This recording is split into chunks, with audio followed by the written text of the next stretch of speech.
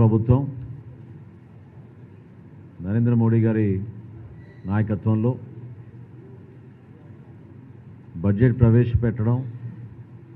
ఆంధ్రప్రదేశ్కి ప్రత్యేకంగా ఒక స్థానం కల్పిస్తూ ప్రాధాన్యత కల్పిస్తూ ఏదైతే పవన్ కళ్యాణ్ గారు ఆశించారో దేనికైతే జనసేన పార్టీ కట్టుబడి పదవుల కోసం కాదు రాష్ట్రాభివృద్ధి జరగాలి, రాష్ట్ర ప్రజలకి మేలు జరగాలి, మన ప్రాంతానికి పెట్టుబడులు రావాలి అనే ఒక అంకిత భావంతో 2020 జనవరిలో భారతీయ జనతా పార్టీతో ఆ రోజు పొత్తు పెట్టుకున్నప్పుడు పవన్ కళ్యాణ్ గారు అమిత్ షా గారిని, జేపీ నడ్డా గారిని